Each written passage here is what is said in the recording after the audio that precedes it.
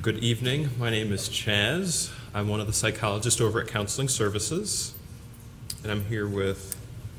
My name is Michael Dreiling, and I am from Counseling Services as well. And welcome. Thank you for coming. Sure, yeah. Thanks for... No, that's totally cool. You're fine. So kind of what we're going to be doing here today, just kind of a brief overview. We kind of introduced ourselves. We're going to look at what sometimes makes it more difficult for people to follow through when they're trying to make changes. So for example, if one is making a New Year's resolution, what are some of the things that get in the way?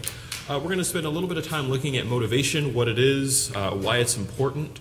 We're going to take some time to talk about the different stages of change. We're going to look at SMART goal setting, which is something that I'm guessing a lot of people have some experience with. And then we're going to give a little bit of time for people to kind of break out and work on some things as we're moving through. And then we'll have a little bit of a discussion and a wrap up. So, what brought you here today? For the people that are here.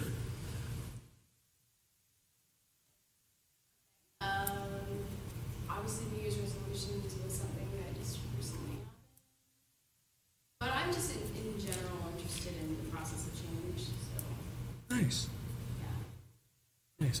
We can add a little bit here since it's just one person. Is there? If you don't feel like Are you not a participant? You're a facilitator as well. she's a cohort of ours. If you don't feel comfortable, please. We're not. No, it's fine. Exactly. This is being streamed, though, isn't this? Yes. Yeah, but right now it's just this. Yeah. It's just this right here. So they're not seeing you, right? Okay. They're not even seeing us right now, right? I'm not buying it. So. We're not Exactly. seeing the hundreds of people that come out for the presentation. So you're interested in the change process. So actually one of the first things we want you to do is you look at exercise 1, and just to kind of get some of those mental juices flowing, think about a time that you've tried to make a change in the past. What was it? And just taking a couple of minutes or a minute or so to write, or we can even just kind of talk, what was the change that you were trying to make?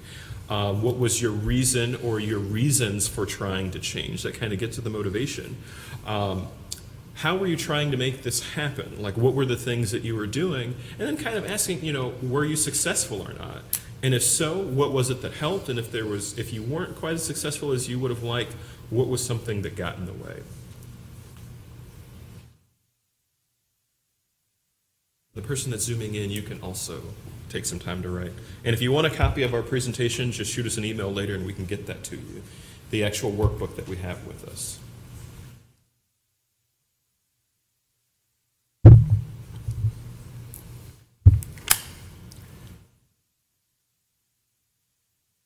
So if you don't mind sharing, what was it that maybe you tried to change in the past? Okay, I have two things. First one that did not lead to success is procrastination. What was or were your reasons for doing that? Was because I was hoping to be more on time. Obviously today I wasn't. So that's a struggle. And how was I trying to make this happen? Through wishful thinking. Obviously not successful. But my healthy diet, on the good side, I was trying to make a change, and that was began in September 14. Okay. What was my reasons for just at a certain age, and I thought I should start becoming better about my nutrition. How were you trying How are you trying or making it happen?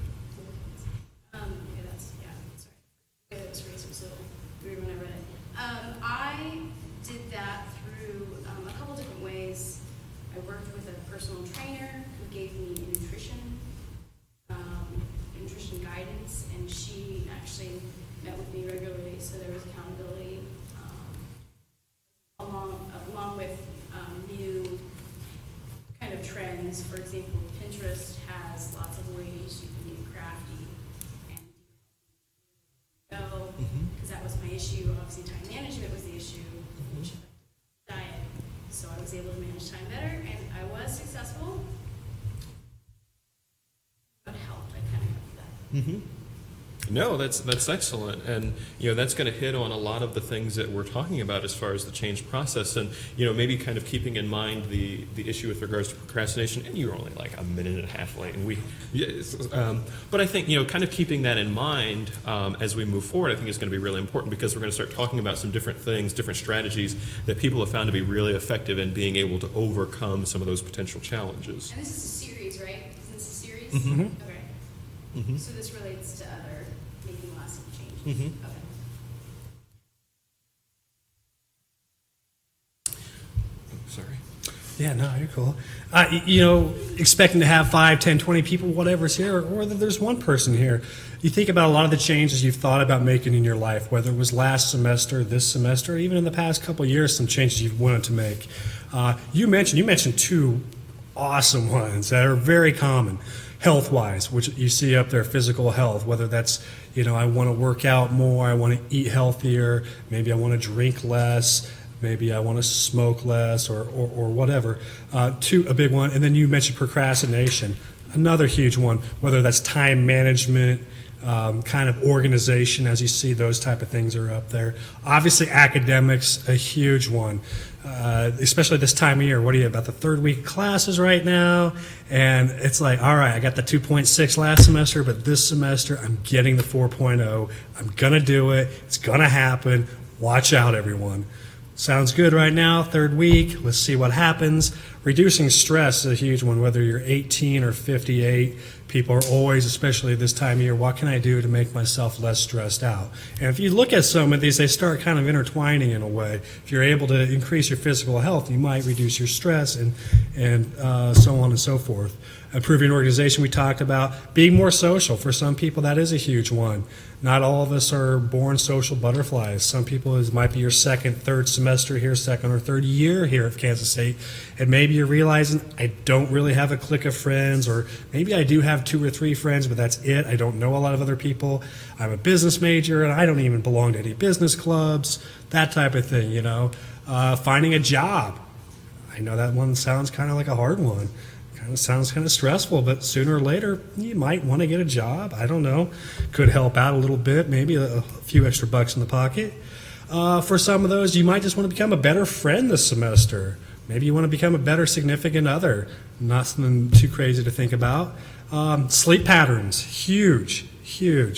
For those of you who still live in the dorms, think about the fact of people running around all hours of the night, knocking on your door at midnight to say, hey, let's go play some Call of Duty, or even anything like that. Or for those of you who don't live in the dorms, think about how easy it is to stay up till 3 a.m. watching Netflix. You're stuck on the 5th season of a certain series, and you're like, I can't finish this until I see what happens. And before you know it, it's 6 a.m., and you have class at 8. Kind of hard to get in a good sleeping pattern. And making better financial decisions, something that all of us, whether we're 18 or 38, we can talk about. Now, one of the things we talk about, especially when it comes to, let's look at 2 things here, New Year's resolutions, and ultimately the name of this presentation in our 3-part series is making a lasting change. Okay, so what happens is, let's look at some of those, we'll even use what you had, for instance, procrastination. So there you were, let's say it was September of last year. You're like, all right, I'm going to have a good semester. I'm not going to procrastinate anymore. I got this. I can do this. And it sounds good. The first maybe couple minutes, couple hours, or even those first couple days when you vow to make the change, I am done procrastinating. This is the semester. You actually start physically and mentally feeling better. There's actually within your brain endorphins and dopamines being released at a higher rate, which is actually making you feel better that, okay, I can do this. And studies have actually shown, people report it at this stage when they first make a decision, hey, I'm going to make a change, today's the day. They actually report it feeling taller and stronger, which is kind of funny to think about. But it just shows you how powerful that initial urge and want to change is. Now, the problem comes is that, okay, that's a great thought, but what happens here in 2-3 weeks? Let's look at, for that example I gave with procrastination in September, and then it's about October. What happens? You realize, oh man, I'm back in that same pattern. I didn't get my English homework done. I've got that test tomorrow. this is the third time I've tried doing this. This is not working. You realize it's hard. It's hard to change what you're trying to do. And so you just give up. Well, here it is now. It's January, February time frames. It's a new semester, and it's time. You're like, hey, I am going to change. This year's different. It's different than last year. You get all excited again. I'm going to make some changes. And then what happens? It's end of February, beginning of March, and you realize, wait a second, this is harder than I thought. And I think a good example with that is, let's go with the 4.0. Let's say I have my goal is to get 4.0 this semester, and it makes you feel all good. It's the third week of classes right now, and 2 weeks ago your plan was, well, I'm going to study 20 hours a week every week no matter what. I'm going to treat college like an 8 to 5 job. 8 o'clock I wake up, I'm taking a shower, getting ready. 9 o'clock, it's time to go to work. Well, what happens is that first week of class, that second week of class, what happens? You go over the syllabus, you kind of get into the groove of things. You're not really doing a whole, bunch of a lot by the second or third week. By this week here right now, you might not have had any tests yet, maybe a quiz, maybe not, but you kind of like, well, I didn't study 20 hours last week. I didn't study 20 hours this week yet. Well, next week it'll happen. And then next week comes, and you're like, wow, it's Wednesday. I haven't studied. This is hard to find 20 hours a week. I give up. You might not consciously say I give up, but you do, and it kind of starts that whole cycle, the false hope syndrome, which is also the cycle. Now that you're kind of aware of that, it's happened to all of us. I know it's happened to Chaz, it's happened to me. I could give examples all day long about it, and I won't because I don't want to be here all day, but I can tell you just for even the last couple months, things I have had this happen to. So to actually see it and break it down, what we're hoping to do is to give you some actual ways that can help prevent, especially that second part right there, being surprised about how difficult it is to actually make the change. Nice little graphic. So, the next part, we just want you to take a couple of minutes, and if you look at exercise 2, it's on page 4, and just kind of consider some changes that you're interested in making. So maybe one of the things, if we're going back to the procrastination, is you're considering making that a goal again. Or there could be any number of things that you're looking to do differently. And just take a couple of minutes and write some of those things down. And after you've written down what it is that you'd like to do differently or what changes you'd like to make, take just another minute or so and look at, well, what are some of the benefits of being able to do these things differently? What are some of the benefits to me personally, academically, socially, health-wise, physically? And just taking a few moments to write some of those things down as well.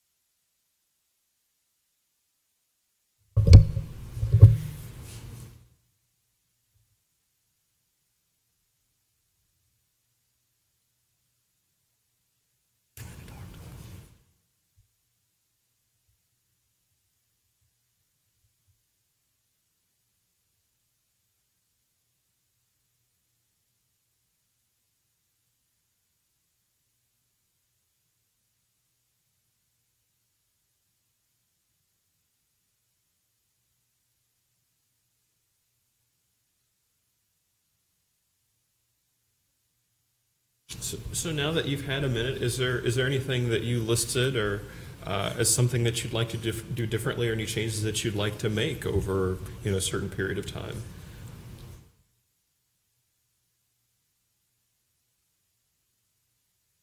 I was reading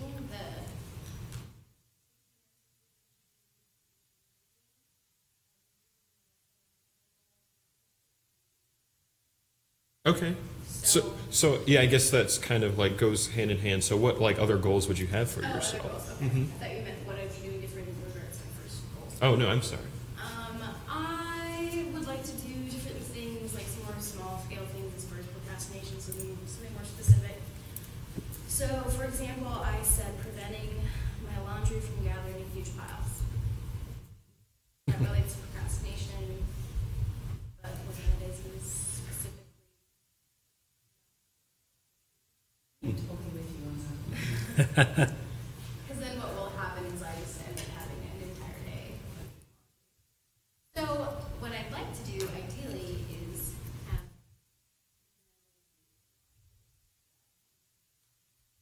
And you said that kind of goes underneath sort of that longer term goal of helping with procrastination? Yes. Okay. It's a smaller. So what do you see as being some of the benefits then of being able to do your laundry, more frequently or incrementally? I can reserve things for fun social events. Just staying at home. So it definitely cuts time down on time that's spent doing something that's maybe not necessarily And enjoyable. it also reduces stress. Yeah, I'll admit, like, there's certain things, like if I go into the house and there's a lot of clutter, or there's a lot of dishes in the sink, that starts to stress me out. And I have a pretty low tolerance for those kinds of things. And so I find myself, but then, sometimes I won't do it. And then the weekend comes around, it's like, oh, these dishes, it was a lot worse before I could afford a dishwasher, but now that I've got a dishwasher, it's not quite as bad. But yeah, it's one of those things where you spend a couple hours doing it, and while it feels kind of good, I think, to kind of be productive and have those things done, it's like, wow, my life would be so much easier if I were just actually taking the time out right now to do it. So, kind of what Mike was talking about before is we encounter these barriers when we're trying to make changes. We encounter these things that get in the way of allowing us to do things differently. What are some barriers, let's say, to getting the laundry done, on time? Distractions. Okay. What kind of distractions do you find get in the way a lot? Social media, Facebook, Instagram.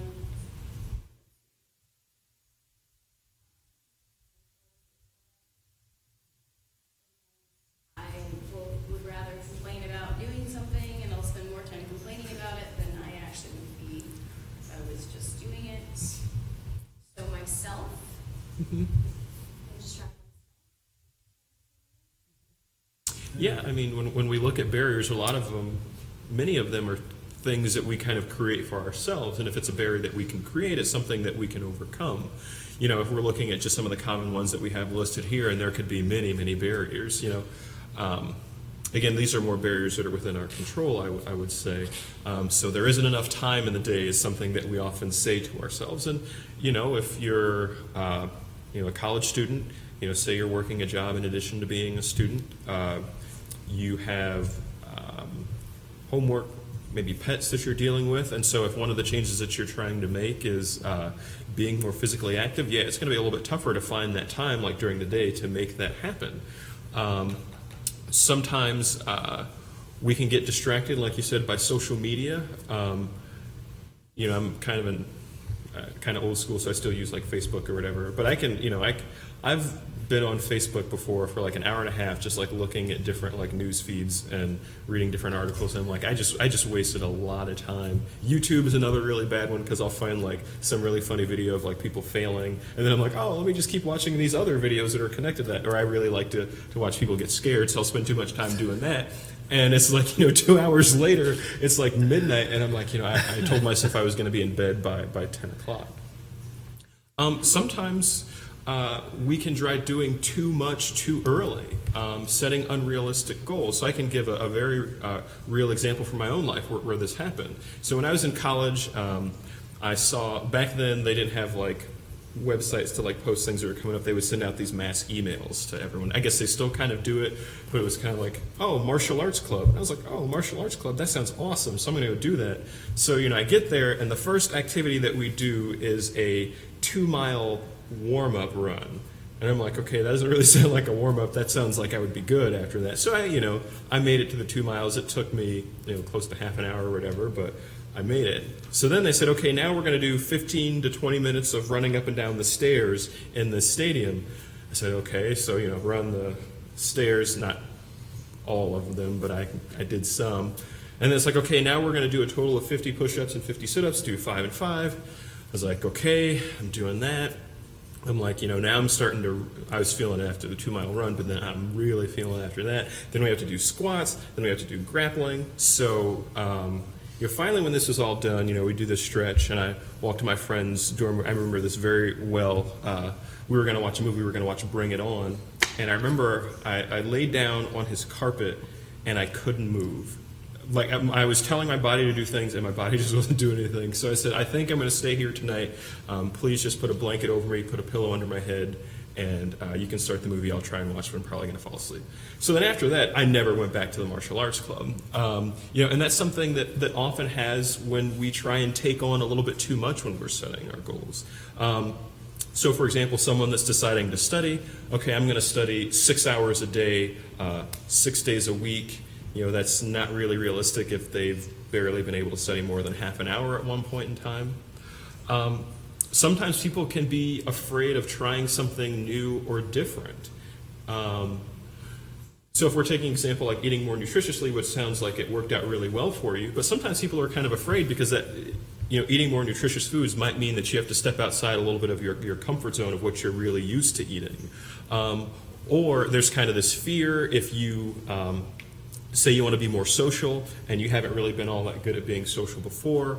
Well, now part of it is you're going to actually have to go out and start meeting people and talking to people, and that can be really scary or anxiety provoking, and so you don't necessarily do it. Something else that can be really a challenge is that we don't necessarily seek out the support from other people. When we look at how changes occur, particularly long-lasting changes, sometimes it's really beneficial to have someone else that's kind of involved or knows about what your goal is. You can kind of have these personal things, but social support is actually really, really helpful in making these changes. So like you said that you've got the personal trainer and they kind of helped you figure out the nutritional things as well. It's kind of like, I think that's excellent that you're able to go out and seek out the kind of support because you wanted to make or do something significantly different. So then that kind of leads into motivation. And, motivation is essentially that thing that drives us to do whatever it is that we do. When we look at sort of our basic needs, one of our early motivations was to not get killed by a wild animal and to eat. So we were these hunter-gatherers because there was this desire to survive. Well, then we started living in these slightly more organized societies. We created cities, and again, the motivation was protection, increasing the likelihood of living and raising our children. So it's our desire or willingness to do something. Again, what is it that's pushing you to do what you're doing? It's our reason for acting or behaving a particular way. So let's say, for example, someone that is training for a marathon, well, what is their motivation for that? It's like, well, maybe they've decided that I've just kind of gotten tired of sitting around, so I'm going to train for this marathon and hopefully get better. Now, again, that could be an unrealistic goal if they've been sedentary for a long time, but again, it's sort of pushing them to do something. And we have sort of the two major categories for motivation. There's intrinsic and extrinsic motivation. So extrinsic motivation, one can probably guess what that means fairly easily. It's something that's outside of you that's pushing you or motivating you to make a change or do something different. And oftentimes those rewards are either tangible or psychological. So an example of a tangible reward for changing is incentive programs that are offered by companies. Here at K-State, we get a certain amount of money taken off of how much we're paying for health insurance if we meet certain health goals. That's sort of financially tangible things for us. Or, hey, if you clean your room, I'm going to give you an ice cream. Again, something that's tangible. Where something that might be more psychological is, I want to get a higher GPA because I know it will make my parents proud.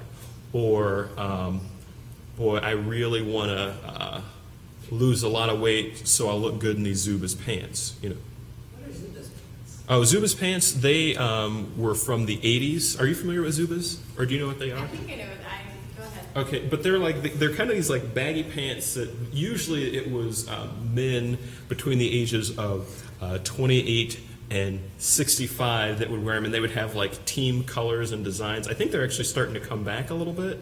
They're kind of baggy, right? But then they're sort of tapered at the ankle, or not all of them are tapered at the ankle. Most of them are, yeah. Okay. Back then they were. Yeah. And they had like a really, like an elastic waistband or whatever to help you keep them up. Usually you would see like a gentleman in Zubaz pants, a starter jacket, and then their team cap. And that was kind of like their outfit. Yeah. They were originally designed for like bodybuilders and weightlifters type of thing is what the original design was for. But then it took off. Mm-hmm. They're awesome.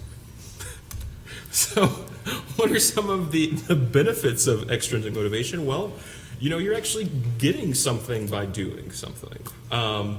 In many ways, that's why we work, right? Is because we want to have a means for paying for things. I want to get a new pair of sneakers, or I want to get a new CD.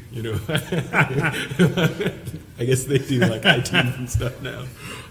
But it's something that you can measure, or something that you can work towards, something, again, that's outside of you.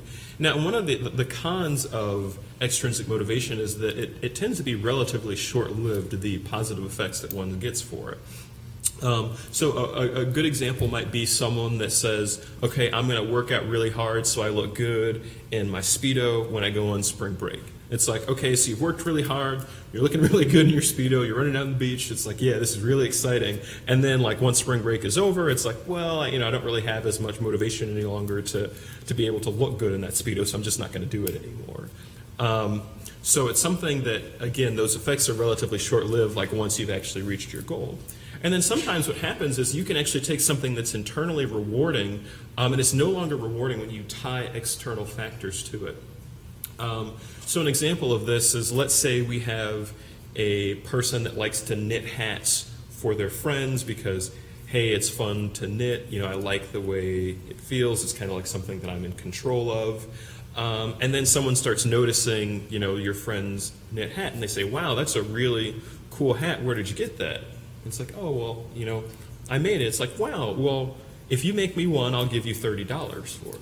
It's like, okay, that sounds cool. But then, you start getting more people that are asking about that hat, and you're charging a little bit more money. And so, yeah, there's that financial gain that you get from it. It's like, yeah, that feels really good to have money. But once, this is something that you maybe once enjoyed doing, and now that the money's really tied to it, maybe it's more about the production rather than the intrinsic value that it would bring to you. So again, that's something that could be problematic. Now, I guess you could actually still do something that you enjoy and get paid for it.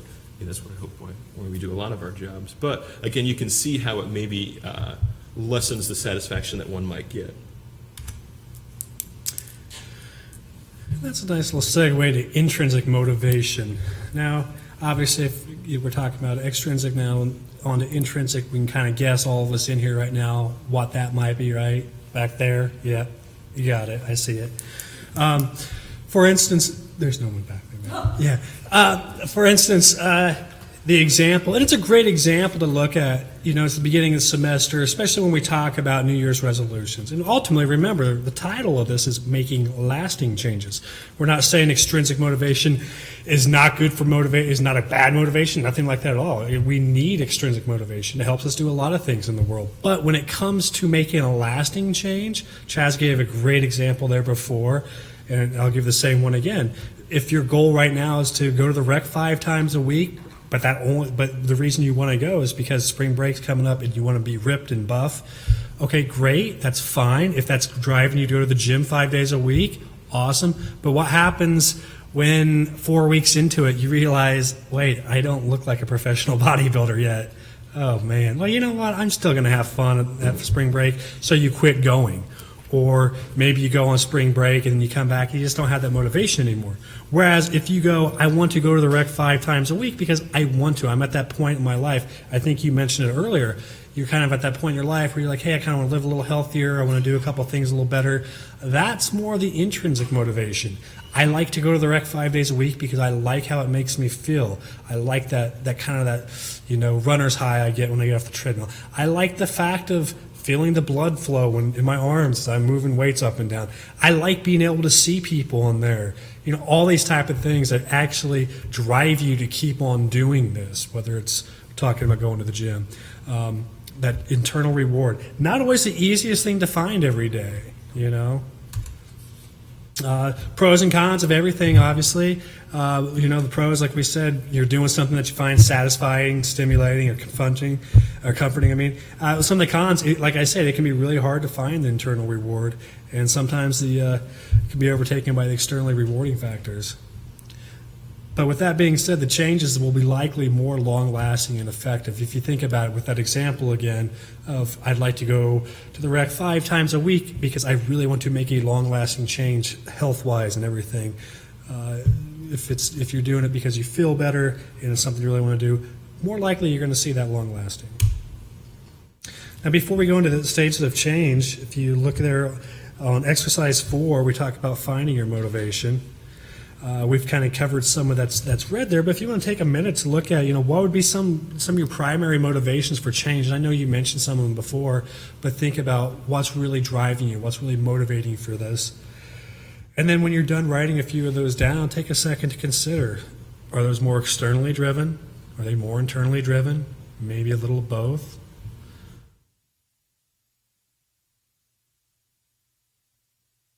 And please feel free anytime, anybody, if you have a question. Don't be afraid to ask.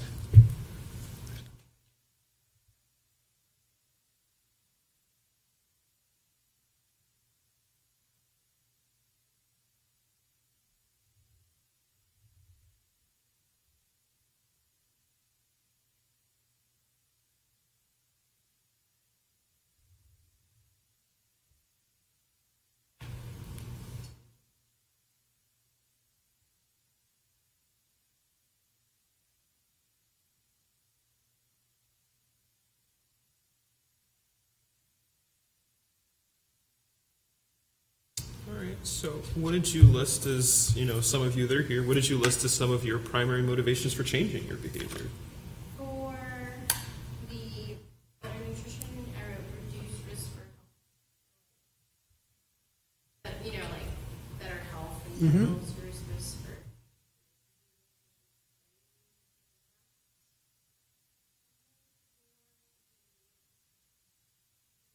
goal. My goal is graduate 4.0. So that was related to procrastination. It's like how procrastination would lead. So that was, yeah. Did I answer that question?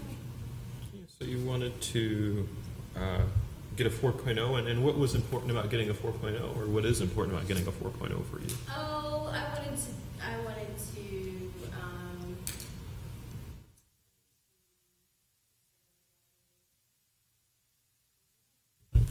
So kind of the sense of accomplishment that one gets when having made it through school. Yeah, not so much for clothing, but just for the fact that I thought that graduating with 4.0 meant that I took full advantage of the opportunity for grad school. Nice. Yeah. That's good. And when you look at them, it's there's some external things there, but again, externally driven isn't necessarily a bad thing. And you said like with the goal of 4.0, it's kind of like that that's sense, external. but also that internal sense that is like I really am taking advantage, or I took advantage of what it was or what it is that I'm trying to do. Right. Now, we'll kind of briefly talk about the stages of change. And are you familiar with this, or have you heard these terms before? There's I have. pre-contemplation, I contemplation. studied it in depth. Okay, so when we look at when people are thinking about changing or deciding to change or having made changes, we often believe that there's these different stages that one is in. At the pre-contemplation stage, you don't necessarily see a reason to do anything differently. You don't really see a need to change. It's not important, and maybe you're not necessarily confident that you could make a change if you wanted to.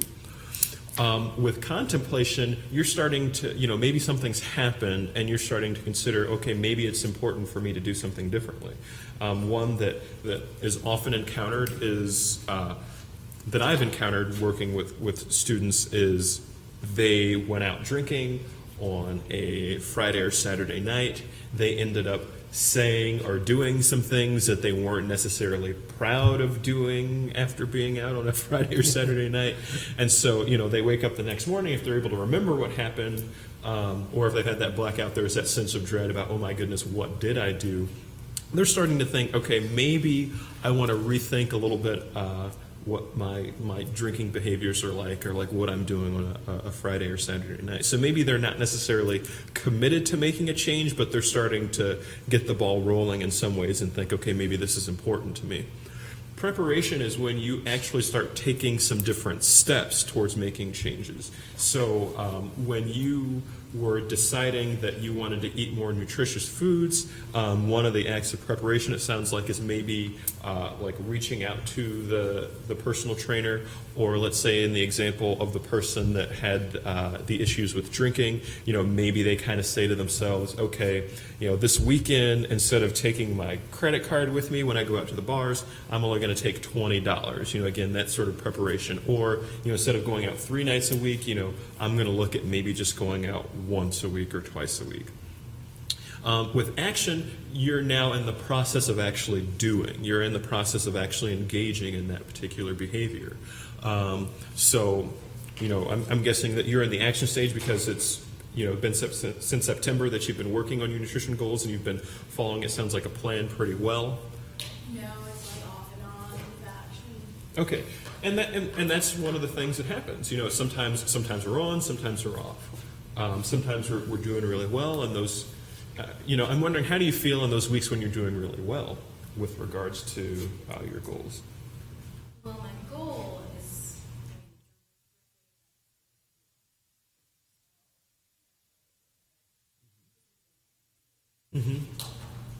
And so, yeah, it's like during those weeks, and again, that's one of those things that maybe is kind of motivating you. It's just like the good feeling that I have on those weeks and I'm really consistent with it.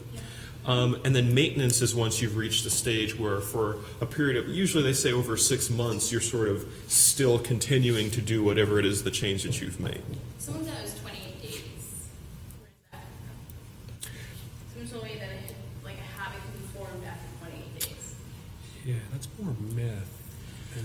Yeah, there's kind of this general idea, like if you do something for 3 weeks consistently, then it becomes a habit, it becomes a routine. And while you might be more consistent, if 6 months. that's when we would say that you're in the stage of maintenance, but that's not necessarily saying that it's not a good, you're doing it wrong if you haven't reached that 6-month period.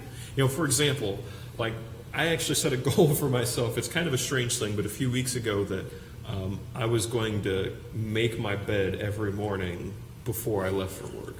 Yeah, I know. Usually I just kind of get up, I get out of bed, and I just do whatever. I've got 2 children, and I'm just kind of gone. But there was just something, again, when I talk about how I feel sometimes when things look really cluttered or out of place, just seeing my bed made, it actually makes the room look cleaner, and so I feel better when I get home. It feels a bit more like a place where I can relax and things like that. So I'm kind of in the action phase, but I haven't reached that 6-month period for myself, but it is something that I'm getting more consistent with that, and I wanted to take vitamins every day, and that's something that has actually been kind of working out for me. I've been taking vitamins every day. Sounds easier than making my bed. Yeah, fish oil, Yeah, I could do vitamin that. D. I could handle that every day. So next we have this little self-assessment that we want you to do. And one of the things that we were talking about when determining, if you go to exercise 5 on page 7, and it's that little ruler that you have there kind of at the top. Looking at how important a particular behavior is and then how confident you are in being able to change it. So when you look back at maybe one of the things that you listed before is like a goal that you have or something that you'd like to do differently. Like if you look at that scale, on the scale from 1 to it's not at all important to 10, it's pretty important or very important, where would you say you fell? Like what score would you give yourself? Is it combined or with? Just on that first one. Just 9. a 9? Okay. And so, as you think about that, on importance, why not like a 6 or a 7, let's say, on that scale?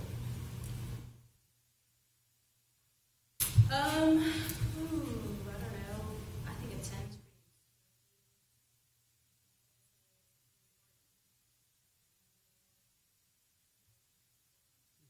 pretty. So kind of the idea, But to me individually, I would say it's again with time. When I had my birthday, I realized that it was starting to become more of a meaningful goal than the past. so it took on a different kind of meaning to you, and that's why it's important. And so then the next scale is, well, how confident, on a scale of 1 to 10 are you that it's something that you can do with relative consistency? Mm, And why not like a 4 or a 5? Well, because I know I have the skills, the capabilities, and resources to do it. Mhm. Whether or not I follow through with that, that's different. That would be. But, again, the difference between the 4 and the 5 is like you recognize that you have the skills and that you have the capabilities. And so when we look then, kind of how one could rate themselves, if someone scores high on importance when it comes to change, but then low on confidence, you might say, well, I know that I want to make a change. I know I want to do something differently, but I don't really know how. Or I'm not really sure I could if I wanted to. A person that scores low on importance but high on confidence is like, well, I know I could change this if I really wanted to, but I don't really think I need to do that right now. So let's say, for example, that person that's going out and, getting really intoxicated a few weekends, it's kind of like, well, if I really wanted to like put the bottle down, I could, but I don't know, I haven't like gotten in a car and driven, so, it's really not that important to me. Someone that's low on importance and low on confidence, you don't think you need to change. So again, you think that you're just fine where you are, and it's like, and I don't really know if I could do anything differently if I actually wanted to. But since I don't, it's not a problem. And then a person that's high on importance and high on confidence, you're ready, you're willing, and you're able to change. You have a pretty strong belief in yourself and your ability to do things differently. So when you look at your scores, like what do you think that says about where you are right now? I interpreted high as number 7, so I'm high on both. Mm-hmm. So I'm willing and able Mm-hmm. and ready. Yeah, excellent, excellent. Was the system shut down on us? Hopefully. There we go. Okay. So you've probably heard the term SMART goal setting before. Yes. It's something that you want to be specific, so you don't necessarily want your goals to be vague. You want it to be something that's measurable, so it's something that you can assess and that you can track. You want it to be action-oriented. You want it to be something that you are personally responsible for doing or changing. You want it to be realistic. So again, you don't necessarily want it to be something that's outlandish, and you want it to be time-related or time-based. So, I think a good example, and this isn't to call you out, but you said, you don't want to procrastinate anymore. It's like, okay, that's a good goal, but what does that mean? What does that look like by not procrastinating? Is there a way to make that particular goal more specific? Well, I guess it depends on what procrastination is relation to. Is it relation to academics? Is it in relation to social things? Is it in relation to physical things, like physical health, things like that? Oh, I'm sorry, is that a question? Kinda. I think sometimes I don't inflect very well, so. Oh, okay. Yeah, it's in relation to everything though. Okay. So it's kind of like something that you feel is connected to a lot of different things. So if we were to try and make that goal, like a SMART goal, like what would that look like, or how might the language change?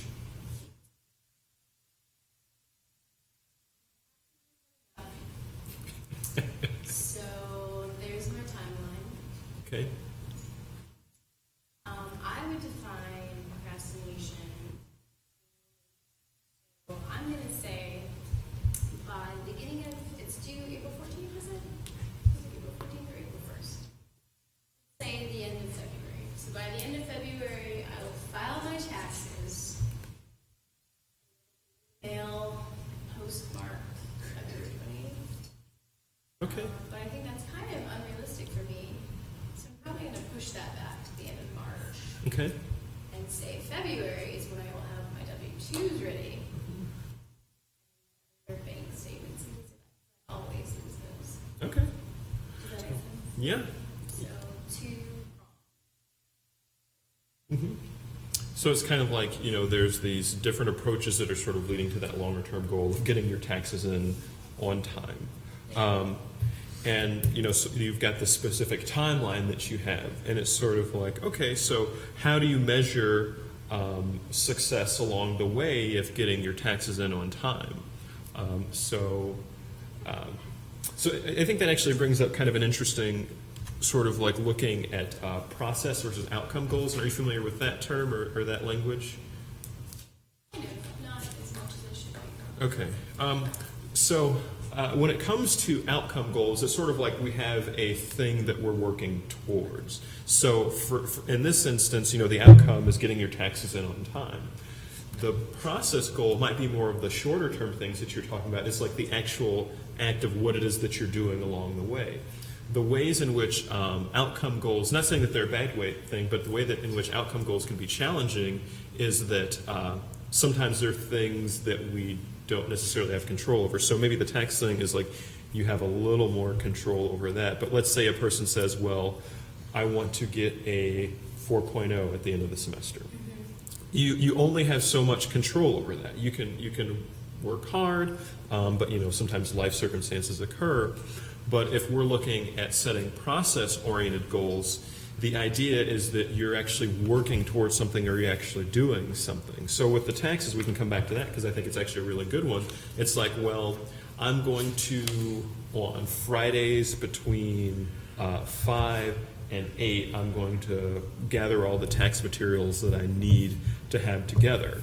Again, that's kind of the process. So getting your W-2s, getting your bank statements, things like that. And then Fridays from 5 to 8, I'm going to be working on my taxes in that 3-hour period. And again, that's sort of the process, and I hope that by completing the process, you'll actually get the desired outcome. So like when it comes to a person that say wants to get a 4.0, so it's like, okay, I'm not going to focus on the 4.0, I'm going to focus on studying 10 to 15 hours per week. That is the process. Or, I'm not going to focus on trying to lose 15 pounds, I'm going to focus on walking 30 minutes a day, 5 days a week. Again, that's the process. Again, considering short-term and long-term goals. Long-term goals are great. What are some of the things that you can kind of do in the interim to eventually get you to where you want to be as far as long-term things are concerned? And then being able to revisit and modify your goals along the way. So again, I hate to keep using you as an example, but because you're here and you've been so willing to participate, which we really appreciate. With the nutrition goals, and you said sometimes it's really good and sometimes it's not. Well, if you were to revisit those goals, and not necessarily saying that you have to do this right now, but kind of thinking about, well, what are some things that get in the way, or what are some of the things that have gotten in the way that haven't allowed me to consistently do this? And if I can kind of figure out what those things are, then I can maybe modify my goals, or I can modify my environment in some way to make it a little bit easier for me to reach my goals. So let's say, for example, I'm eating more nutritious, but you are eating out like 4 nights a week. And maybe you can get some relatively healthy items in, but you're also eating out 4 times a week. So it's like, well, I know that if my goal is to eat more nutritiously, maybe I can cut down on that a little bit. So I'll just go to eating out twice a week. Again, so you're revisiting or modifying your goal.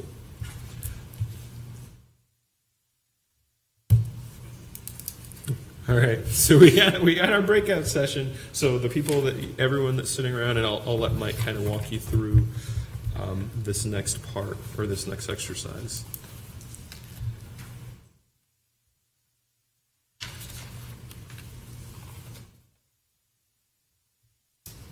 Well, since, and like Chad said, since you've been so cooperative and open with us, it really makes me think if, might be a good time to use your example, not talking about the health, talking about the procrastination more.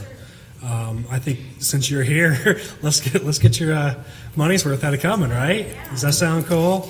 Okay. So, wrap up discussion. Boom. Do we want to continue recording for the program for change? No, that's okay. I think it's good. We will finish now with this. If there are any questions, anybody that's zoomed in, if you would like to ask any questions, please feel free right now. And if not, we will have more information on the website later on this week that you can get in contact with.